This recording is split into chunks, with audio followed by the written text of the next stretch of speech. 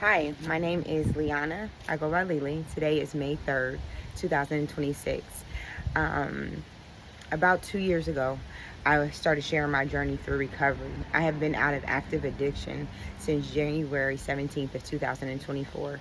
I was just reading this morning and I got so excited I had to share. I'm in Numbers 14. This is a story about right before the Israel. This is right after God brought Israel out of Egypt. He's already part of the Red Sea. He's already done numerous miracles. Um, he has showed himself over and over to Israel, and they're still complaining. They're tired of eating manna. They're tired of being in the wilderness. Just different things. It just reminded me so much of my story that I just had to share. In Numbers 14, 8 through maybe 19, it talks about how they're scared to go in because this takes place right after Moses has sent scouts into the promised land, and the people were bigger than them. They seemed stronger to them. Their cities were fortified, which means there was walls around them.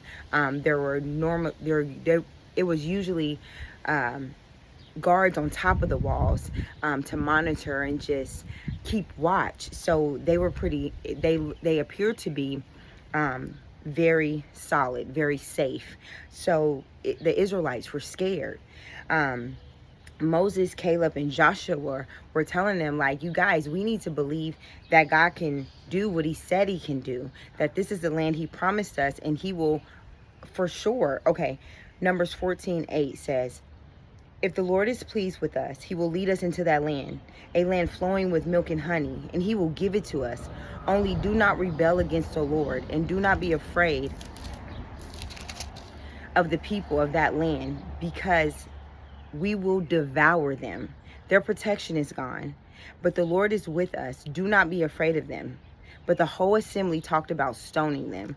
Then the glory of the Lord appeared at the tent of meeting to all the Israelites. The Lord said to Moses, How long will these people treat me with contempt? How long will they refuse to believe in me? In spite of all the signs I have performed among them, I will strike them down with the plague and destroy them. But I will make you into a nation greater and stronger than they. This is the part that just so excites me. Moses said to the Lord, then the Egyptians will hear about it. By your power, you brought these people up from among them, and they will tell the inhabitants of the land about it. They have already heard about you, Lord. Are with these people, and that you, Lord, have been seen face to face, that your cloud stays over them, and that you go before them in a pillar of a cloud by day and a pillar of fire by night.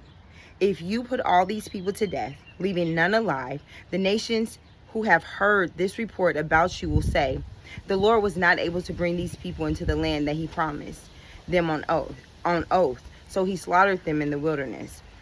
Now, may the Lord's strength be displayed, just as you have declared. The Lord is slow to anger, abounding in love, and forgiving sin and rebellion. Numbers 19.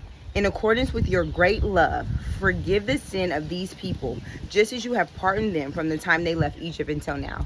This excites me because it just, to me, speaks to me about the people that's praying for us, that's pleading on our behalf, that we might not even be aware that is praying for us.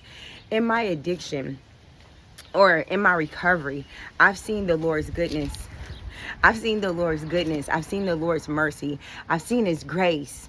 I've seen him restore me. I've seen him redeem me. I've seen him show up in courtrooms, and yet I still get afraid.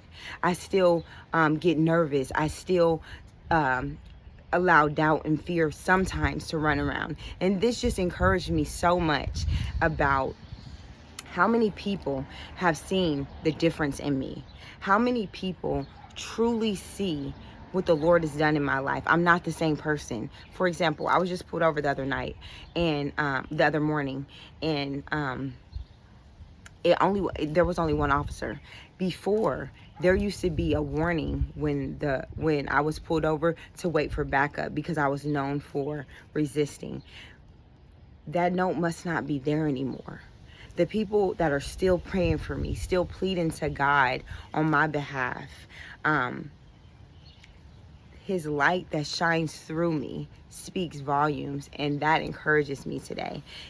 It encourages me to continue to put my trust in the Lord, continue to allow him to lead me, continue to make sure that my words are in agreement with what he's already said and what I've already seen him do on my behalf. He has a good plan for me. He has a purpose. And I'm just excited, and I just want to share that to remind anyone who hears this that there's people praying for us, pleading on our behalf. There's people that see the changes in our life. That speaks louder than our words ever can. I love you guys. Have a great day.